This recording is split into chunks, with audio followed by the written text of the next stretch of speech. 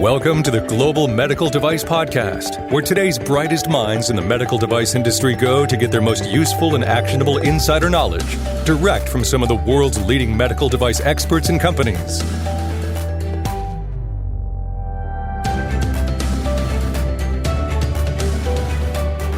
The medical device industry is built on continuous improvement, and that's not just for devices. It means for the people building those devices.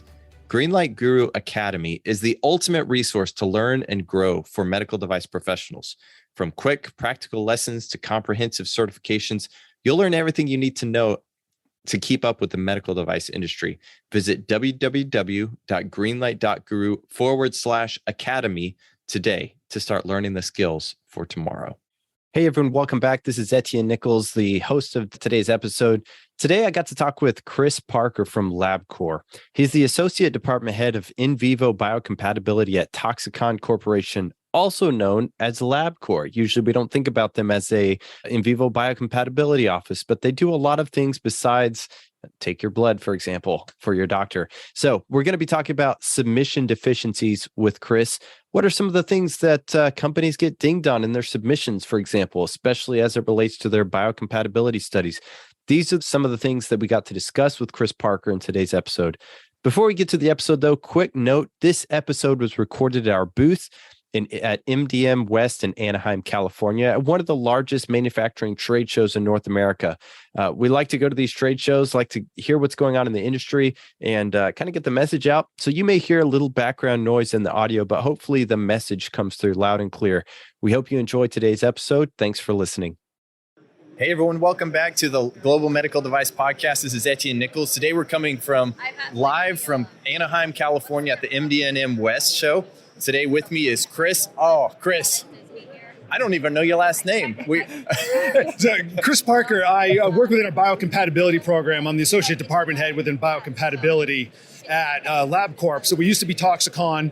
We joined the LabCorp umbrella last December, which has been a huge transition for us. It's opened up a lot of doors to really be able to serve a lot of the sponsors from start to finish on anything drug or device in their evaluation CRO testing programs. Okay, so and we could what we're going to be talking about is some different biocompatibility and different assessments and ways you can maybe avoid deficiencies in your submissions. But maybe before we get into that, because this is interesting to me, I was walking around the show and I saw the sign at your booth, LabCorp. Now, let's just go ahead and get the elephant in the room out of the way. So when I think LabCorp, I think blood draw testing, but don't hit me, but tell me where you guys are coming from now. Right. So there's two major sides to the business. There's you go get your blood drawn in your doctor's office and they'll take it off and they'll do all your blood analysis and your doctor will get the results back and tell you that you're healthy and your liver's functioning perfectly.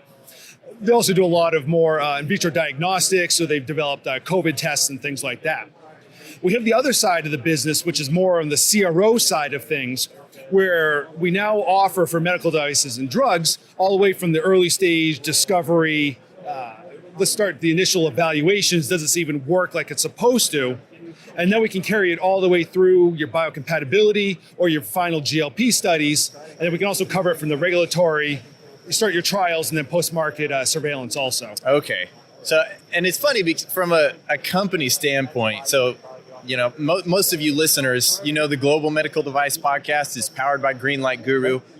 When I run into people at shows, they'll say, "Oh, Greenlight Guru, yeah, you guys are an educational platform," which is true. If you're familiar with our academy, you can see lots of different ways that we're training the industry and best practices for the regulations and so forth. But ultimately, we sell quality management software. That's one aspect of the software that we have is a QMS function. So I'm a little bit familiar with that is part of our business, but yeah. And I mean, the division that I came from used to be Toxikon. Okay. And then it was back last December 2021 when we were purchased and folded into the LabCorp to really offer more, round out a lot of the medical device offerings that they have. We've had a facility in San Carlos that does a lot of early stage surgical modeling for vascular stent implantation in the cath lab, all the way through wound healing and orthopedics. Okay. They work with a lot of companies in the area for doing those, or bring surgical teams in for training and things along those lines. And we in Toxikon are more out in the south side of Boston. now under a LabCorp, we can really take it and round out a lot of the services from both the device and the drug side. Okay. So I wanted to get that out of the way just to kind of let people know who you are, where you're coming from and so forth. But what we really wanted to talk about maybe today is, like you said, deficiency. So tell me what is, when we talk about deficiencies, what are we even talking about here? So when a sponsor, we call them a sponsor in the GLP world, but when a manufacturer goes and they put their package together for their submission into FDA, if they're lucky and they're one of those chosen few, their submission is able to sail right through in the first time because they went ahead, they did the pre-submission process with FDA, they knew exactly what was going to be accepted, they worked with good labs, and they got all the way through the end from the regulatory standpoint. But in a fair number of instances, there are cases where the FDA issues, we call it a deficiency, it's otherwise known as a request for additional information. But generally what it is they have a question or an issue with some part of the submission. And that could be anything from they have questions about the manufacturing process, something like if you had to go through a clinical trial, about a patient basis. But it also could be, again, like your manufacturing process about you didn't describe what mold release agent you're using well enough. Yeah. Where we step in is, let's say you did your biocompatibility and you had a failure on an endpoint, you didn't address it well, or you didn't address the entire scope about what needs to be done for the safety of your device. And so we'll help them with that aspect of the deficiency with either with a risk assessment, writing a white paper of sorts, memo to help address the specific requirement, or in cases when retesting has to be done to meet what FDA is looking for, we can help them with that also. Okay. So someone goes through that situation, the deficiency is really when they've done that submission and some of those things maybe need to be redone or addressed in some way. Right. Okay. So the scary thing is when you get a deficiency, in particular when it relates to a lot of biocompatibility, and that can be from the parts of 10.9.3 that are more on the irritation and sensitization and cytotoxicity side, but there's also the analytical chemistry, the chemical characterization side.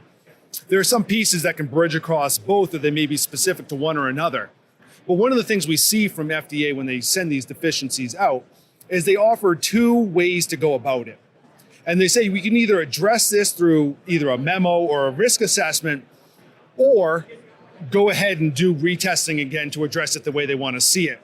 And so we get into a lot of the weeds sometimes with trying to help clarify exactly what avenue is going to be most efficient, whether it's be for speed or cost, or of course the science and the ultimate patient health matters most important to all this. So we'll sort out a lot of those details with the manufacturer, what's going to be best for their particular case.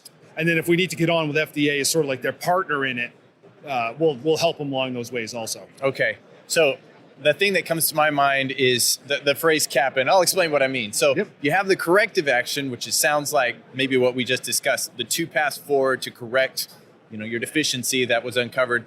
What about the preventative way? Is there a way to prevent this from even being, have to happen? Right. So of course, and one of the big things is having a lot of upfront dialogue. And that's going to be upfront with FDA as part of a pre-submission. And not everyone does that, sometimes because of timing, or you weren't aware of the process, or they didn't have the consultant on board or the quality system to really push them into that path. The second way is to engage with a consultant or a lab who's very experienced in your type of device, because we've worked through a lot of the challenges that your particular device may have already, and we can start to ask a lot of the questions and mitigate some of these things up front. So one of the things we come into very frequently is part of a biocompatibility is in some studies we can directly apply a physical device to a test system. But in some cases, for instance, you can't put a whole catheter onto a plate of cells or into a mouse. And so we have to extract the device, and so we mix some sort of vehicle, cell media, saline, cottonseed oil with the device, and we use that to extract out all the potential compounds of concern, and we put that into the test system. Well, those vehicles that we extract with may not necessarily be compatible with the actual physical device. So some of the more common ones are with stainless steel. You think stainless steel is stainless. Well, there's multiple grades of stainless, and some of them, like 316 stainless, is going to be great. It's marine grade. You can put it in the ocean, and it'll be fine. But on 304, there's a reaction that happens within the chloride that will all of a sudden cause lots of rusting. So then whether it's we're having particulate changes or things like that, or if a clear tubing turns opaque, or we get particulate matter, or we get degradation during the extraction process, what does it mean clinically? And so that's where we can help sort of assess up front is there a way to avoid some of these changes after extraction that happen? Or we can pre-plan for it and try to mitigate around it, or at least have a plan to attack it and address it so it's more proactive instead of reactive. And that's always what we want to do, and how I love educating people is to be proactive, not reactive. Yeah. Because then a little bit of time up front will save you a lot of time on the back end. And I want to come back to that, but before we do, so you mentioned the example, 304 stainless steel. Yep. What about the processes like post-processing? Let's leave maybe geometry out for just a moment, but if we talk about passivation, citric versus, maybe I'm nitric passivating right now. Right. And I'm going to move to citric passivation. What are is it a known processing thing that we can do through a white paper justification, or does there have to be testing? What are your I know that's kind of broad, but. Well, the test or not to test, that is the question. Yeah. And that's what everyone wants to do. And a lot of the standards, a lot of the current biocompatibility standards are written, are that if you follow a good risk evaluation process, do biological evaluation plan, chemical characterization, inform your biocompatibility and your biological report, is there are certain types of devices that because you're using known materials with known processes, you can document your way out of having to do testing. And that could be with a passivated stainless, it could be with certain fabrics. There was a new, I can't remember the particular name, but the FDA issued a guidance on fabrics that are used in medical devices a few years ago. And essentially what they introduced was that on fabrics that are well known within medical uses, whether it's a simple medical pillowcase, the pillowcase you use at home is the exact same one of the name in the hospital, but it says it's being used on a patient, so you got to test it. But if you're not doing anything unusual to it, maybe you're putting an antimicrobial coating on it or something to keep it cleaner, well, that changes it.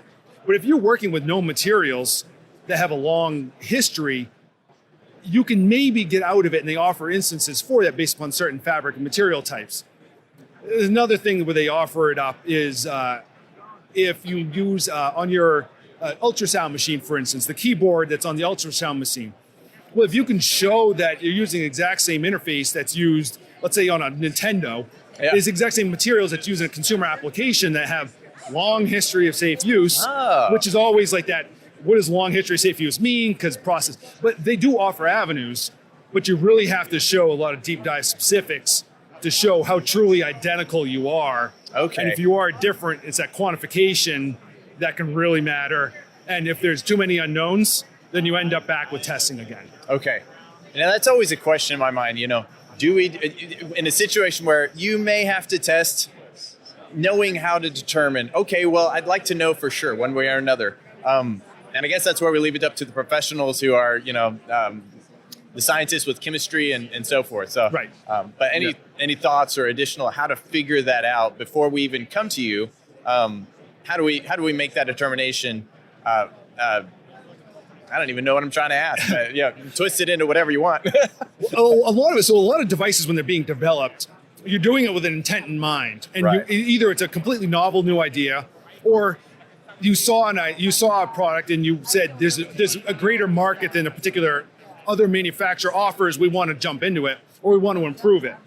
And so if you're going into the improving or the wanting to be another player in a market because it's wider than a particular manufacturer can service, well, then you got a great place to start from if you can get the information, because not all the information they have about the secret sauce is locked away with Colonel Sanders still. Right. So, okay. Although those herbs and spices you may or may not know, and it is with chemical characterization too, you may know 90% of an additive that's going in, or a release agent.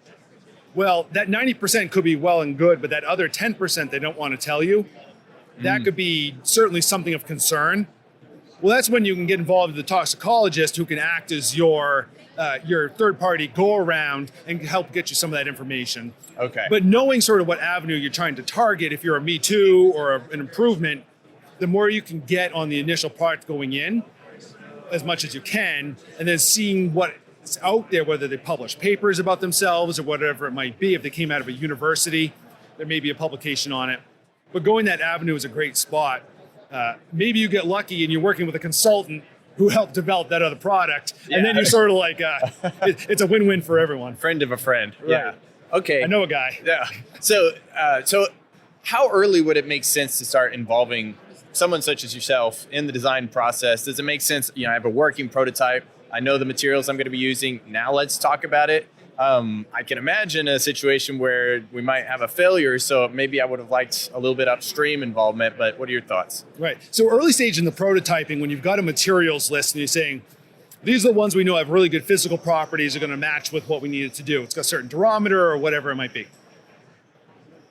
You can also start to map out sort of, well, we think in the manufacturing, we've engaged with a CMO or whatever it may be, and they've said, hey, it may be good to use this sort of silicone oil or whatever it might be. We can start to look at that from a material standpoint to just start checking boxes that you're not using anything that's of concern.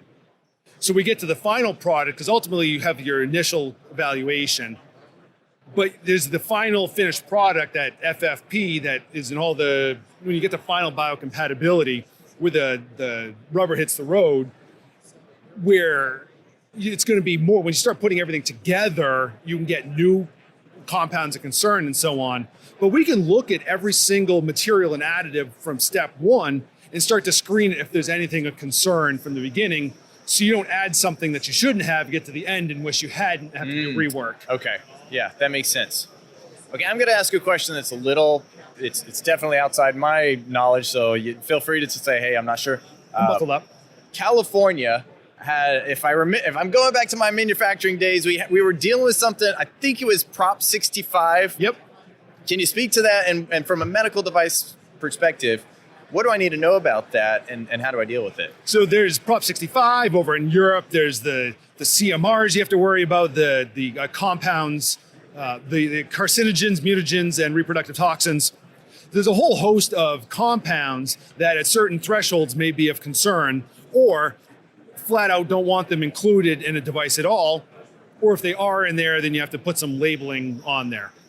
And so we can look at those from an early screening standpoint based upon concentrations, and we can risk assess what's in there.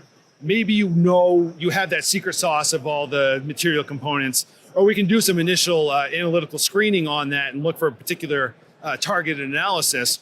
And we can do that. So the Prop 65 and some of the new European regulations all sort of, let's try to keep out anything of potential concern that we can at any concentration.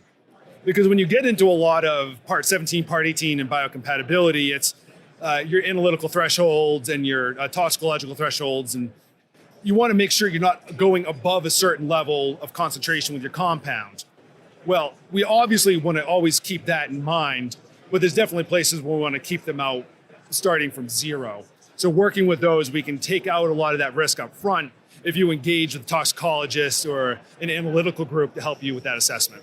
So from a quality perspective, I would hope that companies would, maybe take these things, like you said, the carcinogens and so forth in Europe, or Prop 65, those material lists, and really be implementing that from a quality global standpoint. Yes. Is it a requirement in other areas though right now if I'm not going to if I'm not going to sell in California, for example, or Europe? How have you seen companies handle that? Just kind of out of curiosity. Well, one of the things we see with a lot of things is your initial indication may not be to enter Europe. Or we work with a lot of European companies and they say, we're just going for our CE mark now. And then we ask them, well, do you ever think about engaging with the US market? Mm-hmm. Well, we think we might get there in a few years, but we just want to do our CE mark now. Well, you can do it as an iterative process where you can attack the points that are specific to what you need now and then come back and do the rest later.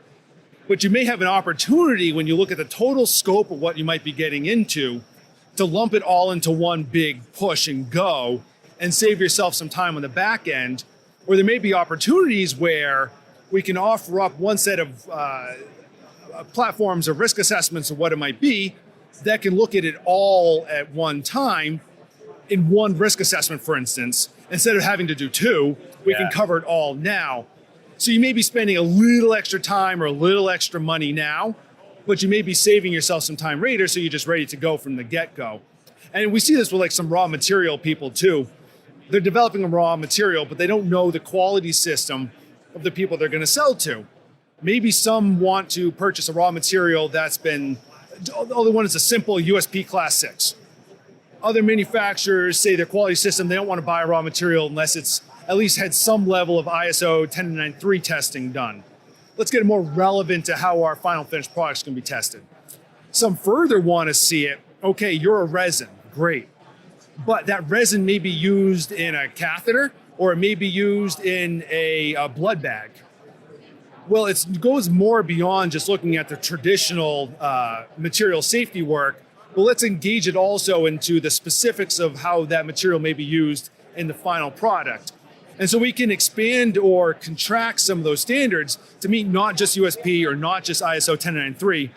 We offer a combined study that takes the elements of both of those together into one study, so you can kill two birds in one stone. So instead of doing 5 studies, we can do 1. Yeah. And really work it out to the advantage of the sponsor. Okay.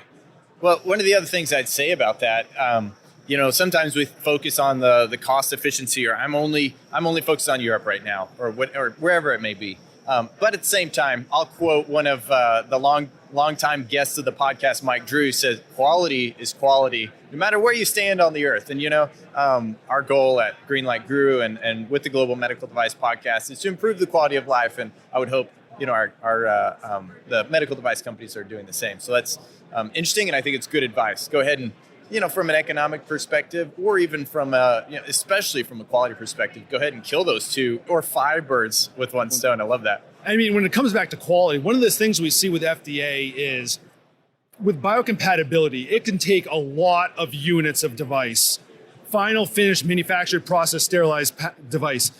And it can take a lot of them in some instances to complete your evaluations. And if you're a large device like a 150 centimeter long guide wire, for instance, you have some surface area, you have some surface area to yourself. So it may not require as many units. But when we start getting into really small things, let's say a stent or a vaginal prolapse tissue tack, those may be less than a square centimeter in surface area per unit. And so it may take literally 10,000 units to complete testing.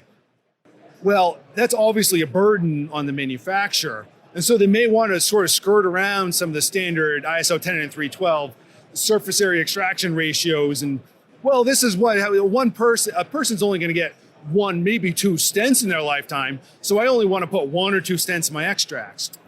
Well, the FDA says, well, that's not how the standards are written. And that's not how the straight quality is, because we want to. Biocompatibility in a lot of senses, looking at things in an exaggerated condition to look for worst cases, whether it's an off-label or an overdose or whatever it might be. And so they don't necessarily look at it from the economic impact. They want it done the right way the first time, the best interest of the patient, and trying to skirt around for whether it's a timeline or an economic standpoint. And it's, of course, a burden in some cases on the manufacturer. But we want to see it done right in the best interest of the patient the first time. And for the long term, if you think about it, if this device is going into your son, for example, or your daughter, you want the very best that there could be. So that makes a lot of sense. Did you have something to add to that? No. Or the other question I had about that was, so we kind of mentioned the EU. I know there's and it's a little, again, on the fringe of my knowledge, but the post-clinical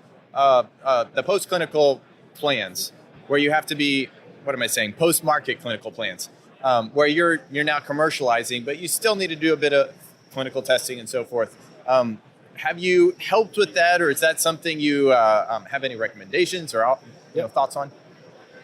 Well, so I'm the biocompatibility guy.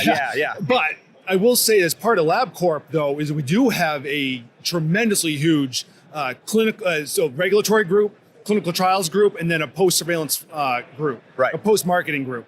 And so we do offer that where they do engage it, where they're starting to look for some of that feedback. And then they're always working, whether you engage us or any other provider, is a lot of that clinical trial information or the post-marketing information can feed back really importantly into design changes into future studies based upon patient feedback. So for sure, we need to integrate a lot of those together. But that is something that is very important for the device development. Yeah. I had mentioned that I'd come back to this. It just popped into my head to maybe actually do it. We mentioned when we were talking about deficiency. So if we kind of come full circle and talk about our original topic, and I covered a lot of good ground, and I appreciate all of your knowledge. Of course. One of the things we mentioned was there's still kind of those two paths, the corrective action versus the preventative action. I don't know if we can attach a dollar amount necessarily, but if you have that delay due to a deficiency or, that back and forth that maybe the company wasn't expecting, can you attach value to that? What's the value to the company? Sometimes with these deficiencies, you may have days to respond, you may have months to respond, and maybe you have to file for extensions. And so if you're a really early stage company and you're hinging on your one first product getting through to start the revenue, and you've got investor expectations and you've got your own personal time and blood and sweat and tears into this, it means a lot. From a larger company, there's still a lot of expectations on there because it means revenue, it means jobs, it means a lot of different aspects. And so a single day can mean thousands or millions depending on what you're doing. And so I don't know if you can attach a specific, because of a lot of the cases, but especially for those smaller companies not having to do those weeks and months of remedial work, because remedial work also costs more money. I mean, rework, everyone hates rework. In your manufacturing line, you realize that your stamper all of a sudden is off. Then you have to do a rework that has an attributable direct cost. So that's where the quality system really comes in to avoid a lot of those things. And we're engaging with the right people up front. We can help even predict what may happen. And we can set those plans in motion to remediate it before we even get into it. Yeah. You mentioned that word remediation, and I just cringe. We hate it. Having had to manage, aging kappas and so forth, just all the dread. Right. That makes a lot of sense. So the other thing you mentioned there was the quality management system, which of course, you're speaking our language, implementing quality from the beginning, those well-defined user needs, well-defined design inputs that really require or define all the different things that are going to lead to the type of testing that you're talking about. That's cool. So I am close on time. So I wanted to know, though, before we end this out, any thoughts, advice, recommendations to our listeners before we shut it down? The biggest thing is know who you're working with and work with an expert. If you're engaging with a consultant, interview them, understand where their expertise may lie. Do they have expertise in your particular product? And that goes for any of your labs or toxicologists or anyone you may use. Make sure they understand your exact scenario and what you're trying to accomplish, and let them help you get there. Try not to reinvent the wheel, because we have standards, we have practices, there are other similar devices out there in some cases, and a lot can be learned from them. And a standard is called a standard, similar to a standard operating procedure is a standard operating procedure for a reason, is because it maps out what's going to be expected up to what's currently the best science and regulatory and whatever it might be out there for your particular case. So know who you're working with, make sure they understand you, and let them help guide you if you need that. And they'll be your partner along the way and really act as your partner versus just your service provider. Yeah, that very good advice. The thing that I'm going to take away from that is, like you said, don't reinvent the wheel. Everybody wants to be a breakthrough device, but really you think about the aggregation of marginal gains. You want, the small things that we're doing to improve the quality of life makes a big difference over the long hauls. But yeah, absolutely. Yeah. All right. I won't just keep repeating what you say, but it just sounds so smart. And I just want to, So thank you all for listening. You've been listening to the Global Medical Device Podcast. As I mentioned, we're at the MD&M West show. So if you hear that noise in the background, I started to say music. Yeah, a manufacturing guy. I guess that's music tires. I don't know. Well, the auto stampers are out front. So they're making grills for trucks right now. So maybe we're moving away from medical device in certain manufacturing areas, but all the same. Thank you for taking the time, Chris. It's a pleasure talking to you today. Appreciate you being a guest on the Global Medical Device Podcast, and we will see you all next time. All right. Thanks for having me. Thanks. The best medical device companies don't just follow the rules, they lead with quality. At Greenlight Guru, we try to do the same. Our medical device success platform is based on the latest FDA and ISO standards, as well as the best practices of medical device manufacturers who lead the industry with products of the highest quality. If you're ready to bring safer, better medical devices to market faster, contact greenlight.guru today.